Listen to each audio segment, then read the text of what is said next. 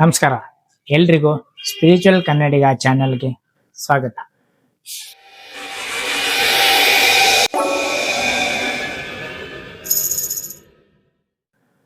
ಇಡೀ ಪ್ರಪಂಚದಲ್ಲಿ ಹಲವಾರು ತರದ ಪುಸ್ತಕಗಳಿರ್ತವೆ, ಹಲವಾರು ತರದ ಜ್ಞಾನ ಇದೆ. ಆದರೆ ಕೆಲವೊಂದು ಬೆರಳೆಣಿಕೆಯಷ್ಟು ಬುಕ್ಗಳು ಮಾತ್ರ ನಮ್ಮ ಆತ್ಮಜ್ಞಾನದ ಬಗ್ಗೆ ನಮಗೆ ತಿಳಿಸಿಕೊಡುತ್ತೆ. ಸೊ ಅಂಥದ್ರಲ್ಲಿ ಒಂದು ಬುಕ್ ಏನಪ್ಪಾ ಅಂದ್ರೆ ಅದು ತುಂಬಾನೇ ಸ್ಪೆಷಲ್. ಯಾಕಂದ್ರೆ ಆ ಕೆಲವೊಂದು ಬುಕ್ಗಳಲ್ಲಿ ಈ ಬುಕ್ಕು ಬೇರೆ. ಯಾಕಂದ್ರೆ ಕೆಲವೊಂದು ಬುಕ್ಗಳು ಏನಾಗುತ್ತೆ, ಅವು ನಿಮ್ಮನ್ನ ಕನ್ಫ್ಯೂಸ್ ಮಾಡ್ಬೋದು, ಅಥವಾ ಬಾಡಿ ಪರ್ಸ್ಪೆಕ್ಟಿವ್ ಆಗಿ ಅಥವಾ ಮೈಂಡ್ ಪರ್ಸ್ಪೆಕ್ಟಿವ್ ಆಗಿ ಜಾಸ್ತಿ ಗಮನವನ್ನ ಕೊಟ್ಟು ಅದರಲ್ಲಿ ವಿಷಯಗಳ ಬಗ್ಗೆ ಎಕ್ಸ್ಪ್ಲೇನ್ ಮಾಡಿರ್ಬೋದು. ಆದರೆ ನಮ್ಮ ನಿಜ ಸ್ವರೂಪ ಏನಂತೀವಿ ಅಂದ್ರೆ ಈ ಆತ್ಮಜ್ಞಾನದ ಬಗ್ಗೆ, ಆತ್ಮಜ್ಞಾನ ಹೀಗೆ ಇರುತ್ತದೆ ಅಂತ ಸ್ಟ್ರೇಟ್ ಫಾರ್ವರ್ಡ್ ಆಗಿ ಹೇಳುವಂತ ಯಾವ್ದಾದ್ರು ಬುಕ್ ಇದ್ರೆ ಅದು ಈ ಬುಕ್. ಇದ್ರ ಬಗ್ಗೆನೇ ಇವತ್ತು ನಾವು ಮಾತಾಡೋಣ. ಒಂದು ಸ್ಪಿರಿಚುಯಾಲಿಟಿ ಅಂದ್ರೆ ಏನು, ಆತ್ಮಜ್ಞಾನ ಅಂದ್ರೆ ಏನು, ನಿಮ್ಮ ನಿಜ ಸ್ವರೂಪದ ಬಗ್ಗೆ ರಿಯಲೈಸ್ ಮಾಡ್ಕೊಳ್ಳೋದಂದ್ರೆ ಏನು, ಸತ್ಯ ಅಂದ್ರೆ ಏನು, ಮಿಥ್ಯ ಅಂದ್ರೆ ಏನು, ಪ್ರಪಂಚ ಅಂದ್ರೆ ಏನು, ಇವೆಲ್ಲದರ ಬಗ್ಗೆ ಸ್ಟ್ರೇಟ್ ಫಾರ್ವರ್ಡ್ ಆಗಿ ನಿಮ್ಗೇನು ಕನ್ಫ್ಯೂಷನ್ ಮಾಡದೆ ಸತ್ಯ ಹೀಗೆ ಇದೆ, ಇದನ್ನ ಹೀಗೆ ಅರ್ಥ ಮಾಡ್ಕೋಬೇಕು ಅಂತ ಯಾವ್ದಾದ್ರು ಬುಕ್ ಈ ಪ್ರಪಂಚದಲ್ಲಿದ್ರೆ ಅದು ಒಂದೇ ಬುಕ್. ಅದರ ಹೆಸರೇ ಅಷ್ಟಾವಕ್ರ ಗೀತೆ. ಹಲವಾರು ಜನ ನೀವು ಸಜೆಸ್ಟ್ ಮಾಡಿರ್ತಾರೆ, ನೀವು ಆಲ್ರೆಡಿ ಕೇಳಿರ್ಲೂಬಹುದು. ಅಷ್ಟಾವಕ್ರ ಗೀತೆ. ಅಷ್ಟಾವಕ್ರ ಗೀತೆ ಯಾಕೆ ಸ್ಪೆಷಲ್ ಅಪ್ಪ ಅಂದ್ರೆ ಅದು ಬೇರೆ ಎಲ್ಲಾ ಬುಕ್ಗಳ ತರ ಅಲ್ಲ. ಬೇರೆ ಆತ್ಮಜ್ಞಾನದ ಬುಕ್ಗಳಲ್ಲಿ ಏನಾಗುತ್ತೆ, ಅದು ಬಾಡಿ ಮತ್ತೆ ಮೈಂಡ್ ಬಗ್ಗೆ ಜಾಸ್ತಿ ಗಮನ ಹರಿಸ್ಬೋದು, ಅಥವಾ ಕೆಲವೊಂದು ರಿಚುವಲ್ಸ್ ಗಳನ್ನ ನೀವು ಮಾಡಿದ್ರೆ ಮಾತ್ರ ನಿಮ್ಗೆ ಆತ್ಮಜ್ಞಾನ ಆಗುತ್ತೆ ಅಂತ ಅವರು ಹೇಳ್ಬೋದು. ಆದ್ರೆ ಅಷ್ಟಾವಕ್ರ ಗೀತೆ ಏನ್ ಹೇಳುತ್ತೆ ಅಂದ್ರೆ, ನೀವು ಯಾವ ಸತ್ಯವನ್ನು ಹುಡುಕ್ತಾ ಇದ್ದೀರಾ, ನೀವು ಯಾವ ಆತ್ಮಜ್ಞಾನವನ್ನು ಪಡೆಯಲಿಕ್ಕೆ ನೀವು ಪ್ರಯತ್ನ ಮಾಡ್ತಾ ಇದ್ದೀರೋ ಅದು ಆಲ್ರೆಡಿ ನೀವೇ ಆಗಿದ್ದೀರಾ. ಹಾಗೇನೆ ಆ ನೀವೇ ಆಗಿದ್ದೀರಾ ಅನ್ನೋದಕ್ಕೆ ಏನು ಪ್ರೂಫ್ ಇದೆ, ಅದರ ಕೆಲವೊಂದು ಎಕ್ಸಾಂಪಲ್ ಮೂಲಕ, ಕೆಲವೊಂದು ವ್ಯಾಖ್ಯಾನಗಳ ಮೂಲಕ ಅದನ್ನು ನಿಮ್ಗೆ ಅರ್ಥ ಮಾಡಿಸುತ್ತೆ. ಇದೇ ಸತ್ಯ, ಇದು ಹಿಂಗೆ ಇದೆ ಅಂತ ಸ್ಟ್ರೇಟ್ ಫಾರ್ವರ್ಡ್ ಆಗಿ ಹೇಳುತ್ತೆ, ಯಾವುದು ಕನ್ಫ್ಯೂಷನ್ ಇಲ್ಲದೇನೆ.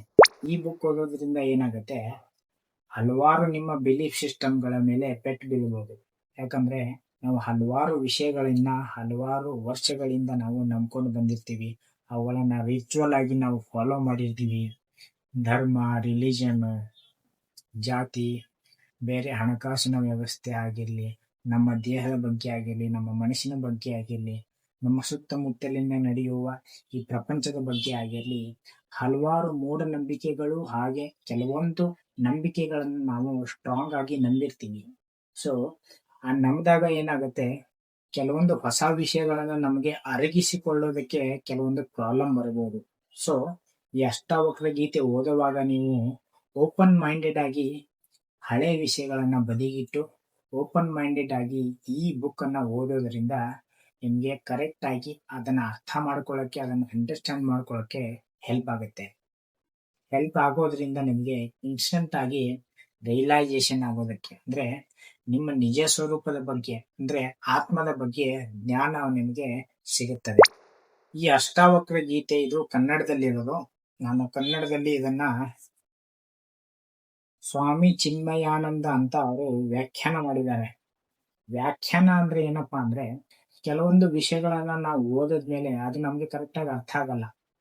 ಇದಕ್ಕೆ ಒಂದು ಬೆಸ್ಟ್ ಎಕ್ಸಾಂಪಲ್ ಹೇಳ್ಬೇಕು ಅಂದ್ರೆ, 10th ಸ್ಟ್ಯಾಂಡರ್ಡ್ ನಲ್ಲಿ ಇರ್ತೀವಿ ಅಥವಾ 12th ಸ್ಟ್ಯಾಂಡರ್ಡ್ ನಲ್ಲಿ ಇರ್ತೀವಿ ಅನ್ಕೊಳ್ಳಿ. ಆದ್ರೆ ನಾವು ಯಾವ್ದೋ ಒಂದು ಮೆಡಿಕಲ್ ಬುಕ್ ಅಥವಾ MBBS ಮಾಡೋರಂತ ಆ ಬುಕ್ ಅನ್ನ ತೆಗೆದುಕೊಂಡು ಓದಿದ್ರೆ ನಮ್ಗೇನು ಅರ್ಥ ಆಗೋದಿಲ್ಲ. ಯಾಕಂದ್ರೆ ಅದರಲ್ಲಿ ಹೈ ಸ್ಟ್ಯಾಂಡರ್ಡ್ ಆಗಿ ಆ ಪರ್ಸ್ಪೆಕ್ಟಿವ್ ಮೂಲಕ ಅಲ್ಲಿ ಬರೆದಿರ್ತಾರೆ, ಆ ಪರ್ಸ್ಪೆಕ್ಟಿವ್ ಮೂಲಕನೇ ನಾವು ಅದನ್ನ ಅರ್ಥ ಮಾಡ್ಕೊಳ್ಬೇಕಾಗುತ್ತೆ. ಆದ್ರೆ ನಾವು 10th ಸ್ಟ್ಯಾಂಡರ್ಡ್ ನಲ್ಲಿ ಇದ್ದು 12th ಸ್ಟ್ಯಾಂಡರ್ಡ್ ನಲ್ಲಿ ಇದ್ದು MBBS ಬುಕ್ ಗಳನ್ನ ಓದಿದ್ರೆ ನಮ್ಗೇನು ಅರ್ಥ ಆಗದೆ ಇರ್ಬೋದು. ಅದಕ್ಕೇನೆ ಸ್ಕೂಲ್ ನಲ್ಲಿ ಟೀಚರ್ಸ್ ಹೇಗಿರ್ತಾರೋ ಅದೇ ತರನೇ ಕಾಲೇಜ್ ನಲ್ಲಿ ಪ್ರೊಫೆಸರ್ಸ್ ಈ MBBS ಬುಕ್ ಅನ್ನ ಹೇಗೆ ಓದೋದು, ಅದನ್ನ ಹೇಗೆ ಅರ್ಥ ಮಾಡ್ಕೊಳ್ಳೋದು ಅನ್ನೋದನ್ನ ಅವರು ಬೋರ್ಡ್ ಮೇಲೆ ಬೀಳಿಸಿ ಕರೆಕ್ಟ್ ಆಗಿ ಯಾವ ತರ ಇದನ್ನ ಅರ್ಥ ಮಾಡ್ಕೊಳ್ಬೇಕು ಅಂತ ನಮಗೆ ಅರ್ಥ ಮಾಡಿಸ್ತಾರೆ. ಅದಕ್ಕೇನೆ ಟೀಚರ್ಸ್ ಇರೋದು. ಸೊ ಇಲ್ಲೇನಪ್ಪಾ ಅಂದ್ರೆ ವ್ಯಾಖ್ಯಾನ ಏನಕ್ಕೆ ಇಂಪಾರ್ಟೆಂಟ್ ಅಂದ್ರೆ ಕೆಲವೊಂದು ವಿಷಯಗಳನ್ನ ನಾವು ಹಂಗೆ ಓದಿದ್ರೆ ಕೆಲವೊಂದು ವಿಷಯಗಳು ನಮ್ಗೆ ಅರ್ಥ ಆಗದೇ ಇರ್ಬೋದು. ಆದ್ರೆ ಅದ್ರ ಕೆಳಗಡೆ ನಮ್ಗೆ ಒಂದು ವ್ಯಾಖ್ಯಾನ ಇರುತ್ತೆ. ವ್ಯಾಖ್ಯಾನ ಯಾರು ಮಾಡಿರ್ತಾರಂದ್ರೆ ಯಾರು ಆಲ್ರೆಡಿ ಆತ್ಮಜ್ಞಾನ ಹೊಂದಿರ್ತಾರೋ ಅವರು ವ್ಯಾಖ್ಯಾನ ಮಾಡಿರ್ತಾರೆ. ಯಾರೋ ನಾರ್ಮಲ್ ವ್ಯಕ್ತಿ ವ್ಯಾಖ್ಯಾನ ಮಾಡೋದಲ್ಲ. ಯಾರು ತಮ್ಮ ನಿಜ ಸ್ವರೂಪದ ಬಗ್ಗೆ ಅಂದ್ರೆ ಆತ್ಮಜ್ಞಾನದ ಬಗ್ಗೆ ಕರೆಕ್ಟ್ ಆಗಿ ತಿಳ್ಕೊಂಡಿರ್ತಾರೆ, ಅದನ್ನ ಅನುಭವಿಸಿರ್ತಾರೆ, ಅವರು ಈ ಬುಕ್ಕಿನ ಬಗ್ಗೆ ಕರೆಕ್ಟ್ ಆಗಿ ಓದಿ ಇದರ ಅರ್ಥ ಇದೇ ತರನ ತಿಳ್ಕೋಬೇಕು, ಇದರ ಅರ್ಥ ಹೀಗಿರುತ್ತೆ ಅಂತ ಅವರು ಕರೆಕ್ಟ್ ಆಗಿ ವ್ಯಾಖ್ಯಾನ ಮಾಡಿ ಬಿಡಿಸಿ ನಮ್ಗೆ ಹೇಳ್ತಾರೆ. ಅದಕ್ಕೆ ಈ ತರದ ಬುಕ್ ಓದೋವಾಗ ಏನ್ ಹೆಡ್ಲೈನ್ಸ್ ಇರುತ್ತೋ ಅದ್ರ ಕೆಳಗಡೆ ವ್ಯಾಖ್ಯಾನ ಇರುತ್ತೆ. ಆ ವ್ಯಾಖ್ಯಾನ ನಾವು ಕೇರ್ಫುಲ್ ಆಗಿ ಓದಿ ಅರ್ಥ ಮಾಡ್ಕೊಳ್ಬೇಕಾಗತ್ತೆ. ಅದು ಓದಿ ಕರೆಕ್ಟ್ ಆಗಿ ಅರ್ಥ ಮಾಡ್ಕೊಂಡ್ರೇನೆ ಈ ಶಬ್ದಗಳ ಅರ್ಥ ಏನು, ಆ ಶಬ್ದ ಅಂದ್ರೆ ಏನು, ಕೆಲವೊಂದು ಮಿಥ್ಯ ಅಂತ ಬರುತ್ತೆ. ಮಿಥ್ಯ ಅಂದ್ರೆ ನಮ್ಗೆ ನಾವು ಕೇಳೇ ಇರಲಿಲ್ಲ ಹುಟ್ಟದಾಗಿನಿಂದ. ಅದೇ ತರನೇ ಜಗತ್ ಅಂದ್ರೆ ಏನು, ಪ್ರಪಂಚ ಅಂದ್ರೆ ಏನು, ವಿಷಯ ಅಂದ್ರೆ ಏನು, ಅದ್ವೈತ ಅಂದ್ರೆ ಏನು, ದ್ವೈತ ಅಂದ್ರೆ ಏನು, ಈ ತರ ಹಲವಾರು ಶಬ್ದಗಳು ಬರುತ್ತೆ. ಕೆಲವೊಂದು ನಮ್ಗೆ ಅರ್ಥ ಆಗದೆ ಇರಬಹುದು. ಅದಕ್ಕೇನೆ ವ್ಯಾಖ್ಯಾನ ಯಾರು ಮಾಡಿರ್ತಾರೋ ಅವುಗಳನ್ನ ಕರೆಕ್ಟ್ ಆಗಿ ನೋಡಿ ಓದಿ ಅರ್ಥ ಮಾಡ್ಕೊಂಡ್ರೆ ಈ ಬುಕ್ ಅನ್ನ ನಾವು ಕಂಪ್ಲೀಟ್ ಆಗಿ ಅರ್ಥ ಮಾಡ್ಕೋಬಹುದು. ಯಾರ್ಯಾರು ಈ ಅಷ್ಟಾವಕ್ರ ಬುಕ್ ಅನ್ನ ಓದಬೇಕು ಅನ್ಕೊಂಡಿದ್ದೀರಾ, ನನ್ನ ಕಡೆಯಿಂದ ಕೆಲವೊಂದು ಸಲಹೆಗಳು ಏನಂದ್ರೆ, ಮೊದಲನೇದು, ನೀವು ಈ ಬುಕ್ ಓದೋಕ್ಕಿಂತ ಮುಂಚೆ ನಿಮ್ಮ ಹಳೆ ವಿಷಯಗಳನ್ನ ಬದಿಗಿಟ್ಟು ನೀವು ಓಪನ್ ಮೈಂಡೆಡ್ ಆಗಿದ್ರೆ ಮಾತ್ರ ಈ ಬುಕ್ ಅನ್ನ ಓದಿ, ಮೊದಲನೇದು. ಎರಡನೇದೇನಪ್ಪಾ ಅಂದ್ರೆ, ಈ ಬುಕ್ ಓದೋಕ್ಕಿಂತ ಮುಂಚೆ ನೀವು ಯೂಟ್ಯೂಬ್ ನಲ್ಲಿ ಅಥವಾ ಬೇರೆ ಯಾವ್ದಾದ್ರೂ ಕಡೆ ನಿಮಗೆ ಯಾರು ಆತ್ಮಜ್ಞಾನ ಹೊಂದಿರ್ತಾರೋ ಅವರು ಈ ಬುಕ್ ಅನ್ನ ಓದಿ ಎಕ್ಸ್ಪ್ಲೇನ್ ಮಾಡಿರುವಂತ ವಿಡಿಯೋಗಳು ಕೂಡ ನಿಮ್ಗೆ ಸಿಗುತ್ತವೆ. ಬೇರೆ ಲ್ಯಾಂಗ್ವೇಜ್ ಅಲ್ಲಿ ಇರ್ಬೋದು ಅಥವಾ ಕನ್ನಡದಲ್ಲೂ ಕೂಡ ನಿಮ್ಗೆ ಈ ಅಷ್ಟಾವಕ್ರ ಗೀತೆಯ ಬಗ್ಗೆ ಎಕ್ಸ್ಪ್ಲೇನ್ ಮಾಡಿರುವಂತ ವಿಡಿಯೋಗಳು ಸಿಗಬಹುದು. ನೀವು ಅದನ್ನ ಮೊದಲು ನೋಡಿ ಆಮೇಲೆ ಈ ಬುಕ್ ಅನ್ನ ಓದಿದ್ರೆ ಇನ್ನೂ ಕರೆಕ್ಟ್ ಆಗಿ ನಿಮ್ಗೆ ಒಂದು ಕ್ಲಾರಿಟಿ ಬರುತ್ತೆ ಅಂತ ನನ್ನ ಕಡೆಯಿಂದ ಇದು ಒಂದು ಸಲಹೆ ಮಾತ್ರ. ಆದ್ರೆ ಡೈರೆಕ್ಟ್ ಆಗಿ ಕೂಡ ಇದನ್ನ ಈ ಬುಕ್ ಅನ್ನ ನೀವು ತೆಗೆದುಕೊಂಡು ಓದಬಹುದು. ಆದ್ರೆ ಇಂಪಾರ್ಟೆಂಟ್ ಏನಪ್ಪಾ ಅಂದ್ರೆ, ಯಾರು ಇದರಲ್ಲಿ ವ್ಯಾಖ್ಯಾನ ಮಾಡಿರ್ತಾರೋ, ಹೆಡ್ಲೈನ್ ಇರುತ್ತೆ ಅದ್ರ ಕೆಳಗಡೆ ಅವರು ಎಕ್ಸ್ಪ್ಲೇನ್ ಮಾಡಿರ್ತಾರೆ ವ್ಯಾಖ್ಯಾನ. ಈ ಬುಕ್ ಬಂದ್ಬಿಟ್ಟು ಕನ್ನಡದಲ್ಲಿದೆ. ಇದನ್ನ ಅಷ್ಟಾವಕ್ರ ಗೀತೆ ವ್ಯಾಖ್ಯಾನ ಮಾಡಿರುವರು ಸ್ವಾಮಿ ಚಿನ್ಮಯಾನಂದ ಅಂತ. ಸ್ವಾಮಿ ಚಿನ್ಮಯಾನಂದ ಬಂದ್ಬಿಟ್ಟು ಅವರು ಆಲ್ರೆಡಿ ಆತ್ಮಜ್ಞಾನ ಹೊಂದಿರುವವರು. ಅವರು ಈ ಬುಕ್ ಅನ್ನ ಯಾವ ತರ ಅದನ್ನ ಅಂಡರ್ಸ್ಟ್ಯಾಂಡ್ ಮಾಡ್ಕೋಬೇಕು, ಯಾವ ತರದ ಈ ಶಬ್ದಗಳ ಅರ್ಥ ಅಂದ್ರೆ ಏನು ಅಂತ ಕರೆಕ್ಟ್ ಆಗಿ ವಿವರಣೆ ಮಾಡಿ ನಿಮಗೆ ಹೇಳಿದ್ದಾರೆ. ಅದನ್ನ ನೀವು ಕರೆಕ್ಟ್ ಆಗಿ ಓದಿ ತಿಳ್ಕೊಂಡು ವ್ಯಾಖ್ಯಾನಗಳನ್ನ ನೀವು ಅರ್ಥ ಮಾಡ್ಕೊಳ್ಳೋಕೆ ಟ್ರೈ ಮಾಡ್ಬೇಕಾಗತ್ತೆ. ಪ್ರಪಂಚದಲ್ಲಿ ಯಾವ್ದಾದ್ರು ಬುಕ್ ಇದ್ರೆ ಅದು ಅಷ್ಟಾವಕ್ರ ಗೀತೆ ಮಾತ್ರ. ಅದನ್ನು ಓದಿದ್ರೆ ನಿಮಗೆ ಇನ್ಸ್ಟಂಟ್ ಆಗಿ ನಿಮ್ಮ ಆತ್ಮದ ಬಗ್ಗೆ, ನಿಮ್ಮ ನಿಜ ಸ್ವರೂಪದ ಬಗ್ಗೆ ನಿಮಗೆ ಜ್ಞಾನ ಉಂಟಾಗುತ್ತೆ. ಬೇರೆ ಎಲ್ಲ ಜ್ಞಾನ ಇರ್ಬೋದು, ಆದ್ರೆ ಆತ್ಮಜ್ಞಾನ ತಿಳ್ಕೊಂಡ್ರೇನೆ ಅದೇ ನಿಜವಾದ ಜ್ಞಾನ. ಸೊ ಬುಕ್ಕು ನೀವು ಕರೆಕ್ಟ್ ಆಗಿ ಓಪನ್ ಮೈಂಡೆಡ್ ಆಗಿ ಓದಿ ಅದನ್ನ ಅರ್ಥ ಮಾಡ್ಕೊಳ್ಳೋಕೆ ಟ್ರೈ ಮಾಡಿ ಅಂತ ಹೇಳ್ತಾರೆ. ಇಲ್ಲಿ ವಿಷಯ ಏನಪ್ಪಾ ಅಂದ್ರೆ, ಅಷ್ಟಾವಕ್ರ ಗೀತೆ ಬಗ್ಗೆ ನಿಮ್ಗೆ ಗೂಗಲ್ ಅಲ್ಲಿ ಸರ್ಚ್ ಮಾಡಿದ್ರೆ ಅದ್ರ ಹಿಸ್ಟ್ರಿ ಏನು, ಇದು ಯಾವಾಗ ನಡೀತು, ಇಲ್ಲಿ ಜನಕ ಅಂದ್ರೆ ಯಾರು, ಅಷ್ಟಾವಕ್ರ ಅಂದ್ರೆ ಯಾರು ಅಂತ ನಿಮಗೆ ಹಲವಾರು ಡೀಟೇಲ್ಸ್ ಗಳು ಬರುತ್ತೆ. ನೀವು ಹೋಗಿ ಹುಡುಕಿ, ಇಲ್ಲ ನಮ್ಗೆ ಅವ್ರ ಹಿಸ್ಟ್ರಿ ಬಗ್ಗೆ ತಿಳ್ಕೋಬೇಕು ಅಂದ್ರೆ ಮಾತ್ರ ಅದನ್ನ ನೀವು ಹೋಗಿ ಹುಡುಕಿ ನೀವು ಆ ವಿವರಣೆಗಳನ್ನ ನೀವು ತೆಗೆದುಕೊಳ್ಬಹುದು. ನಾನು ಆ ವಿವರಣೆಗಳನ್ನ ಇಲ್ಲಿ ಹೇಳ್ತಾ ಇಲ್ಲ, ಯಾಕಂದ್ರೆ ಅದು ಅಷ್ಟು ಮ್ಯಾಟ್ರ್ ಆಗಲ್ಲ. ನಮಗೆ ಏನ್ ಬೇಕು, ಆತ್ಮಜ್ಞಾನ ಇಂಪಾರ್ಟೆಂಟ್ ನಮಗೆ. ಆ ಅಷ್ಟಾವಕ್ರ ಗೀತೆಯಿಂದ ನಮಗೇನ್ ಹೆಲ್ಪ್ ಆಗ್ತಾ ಇದೆ, ನಮ್ಮಲ್ಲಿ ಏನು ತಿಳುವಳಿಕೆ ಬೆಳೀತಾ ಇದೆ, ಅದರಿಂದ ನಮಗೆ ಏನ್ ರಿಯಲೈಸೇಷನ್ ಆಗ್ತಾ ಇದೆ ಅನ್ನೋದನ್ನು ನಾವು ತಿಳ್ಕೊಬೇಕು. ಅದೇ ನಮಗೆ ಇಂಪಾರ್ಟೆಂಟ್. ಅದಕ್ಕೆ ನಾನು ಅದ್ರ ಹಿಸ್ಟ್ರಿ ಬಗ್ಗೆ ಜಾಸ್ತಿ ಹೇಳಕ್ ಹೋಗಿಲ್ಲ. ಹಿಸ್ಟ್ರಿನ ನೀವು ತಿಳ್ಕೊಬೇಕು ಅಂದ್ರೆ ನೀವು ಗೂಗಲ್ಗೆ ಹೋಗಿ ಸರ್ಚ್ ಮಾಡಿದ್ರೆ ನಿಮ್ಗೆ ಸಿಕ್ಬಿಡುತ್ತೆ. ನಿಮ್ಗೆ ಏನಾದ್ರೂ ಈ ಬುಕ್ ಓದಿದ ಬಳಕು ಕರೆಕ್ಟ್ ಆಗಿ ನಿಮ್ಗೆ ಅರ್ಥ ಆಗ್ಲಿಲ್ಲ ಅಂದ್ರೆ ನಮ್ಮ ಕಮೆಂಟ್ ಬಾಕ್ಸ್ಗೆ ಬಂದು ನೀವು ಕಮೆಂಟ್ ಮಾಡಿ. ನಾನು ಸಾಧ್ಯವಾದ್ರೆ ಯಾವ ಇಂಪಾರ್ಟೆಂಟ್ ಇದರಲ್ಲಿ ಚಾಪ್ಟರ್ ಇದೆಯೋ ಅವುಗಳನ್ನ ನಾನು ವಿಡಿಯೋ ಮಾಡಿ ಕವರ್ ಮಾಡಕ್ಕೆ ನಾನು ಟ್ರೈ ಮಾಡ್ತೀನಿ. ಅದು ಬರೀ ಯಾರಿಗಾದ್ರೂ ಅರ್ಥ ಆಗಿಲ್ಲ ಅಂದ್ರೆ ಮಾತ್ರ. ಇಲ್ಲ ಅಂದ್ರೆ ಯಾರಿಗಾದ್ರೂ ಓದಿ ಕರೆಕ್ಟ್ ಆಗಿ ಅರ್ಥ ಆಗ್ತಾ ಇದೆ, ಯಾಕಂದ್ರೆ ಅದು ಕೆಳಗಡೆ ವ್ಯಾಖ್ಯಾನ ಅವ್ರು ಕೊಟ್ಟಿರ್ತಾರೆ ಆಲ್ರೆಡಿ, ಅದು ಓದಿ ನಿಮ್ಗೆ ಅರ್ಥ ಆಗ್ತಾ ಇದೆ ಅಂತ ಅಂದ್ರೆ ಏನು ಪ್ರಾಬ್ಲಮ್ ಇಲ್ಲ.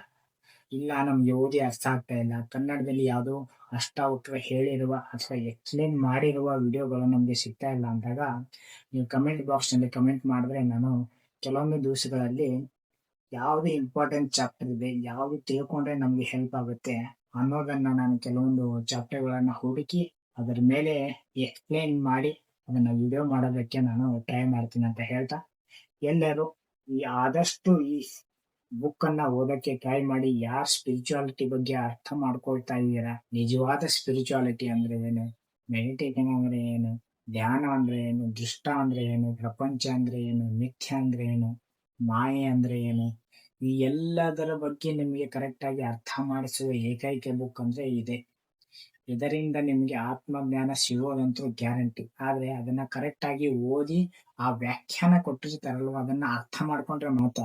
ಅದನ್ನು ಓಪನ್ ಮೈಂಡೆಡ್ ಆಗಿ ಓದೋದು ಬಹಳ ಇಂಪಾರ್ಟೆಂಟ್. ಇಲ್ಲ ಅಂದ್ರೆ ಏನಾಗುತ್ತೆ, ನಮ್ಮಲ್ಲಿ ಹಳೆ ವಿಷಯಗಳು ಆಲ್ರೆಡಿ ಹಳೆ ನಂಬಿಕೆಗಳು ತುಂಬಾನೇ ಇರುತ್ತೆ.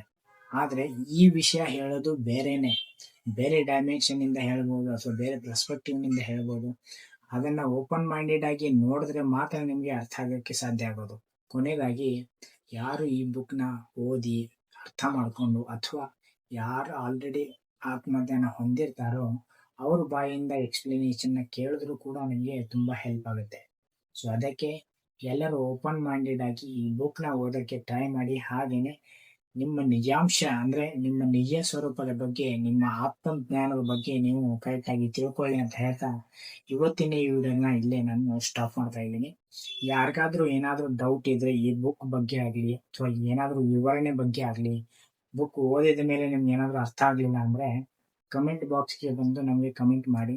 ಸ್ವಲ್ಪ ಜಾಸ್ತಿ ಜನ ಏನಾದ್ರು ಕಮೆಂಟ್ ಮಾಡಿದ್ರೆ ನಾನು ಈ ವಿಷಯದ ಬಗ್ಗೆ ಅಂದ್ರೆ ಈ ಪುಸ್ತಕದ ಬಗ್ಗೆ ಕೆಲವೊಂದು ಮೇಜರ್ ಟಾಪಿಕ್ ಏನಿದೆ ಅದನ್ನ ತಂದು ಅದನ್ನ ವಿಡಿಯೋ ಮಾಡಿ ಎಕ್ಸ್ಪ್ಲೈನ್ ಮಾಡೋದಕ್ಕೆ ನಾನು ಟ್ರೈ ಮಾಡ್ತೀನಿ ಅಂತ ಹೇಳ್ತಾ, ಅಲ್ಲಿವರೆಗೂ ನೆಕ್ಸ್ಟ್ ವಿಡಿಯೋದಲ್ಲಿ ನೆಕ್ಸ್ಟ್ ಟಾಪಿಕ್ ಜೊತೆಗೆ ಸಿಗೋಣ. ಅಲ್ಲಿವರೆಗೂ ನಮಸ್ಕಾರ.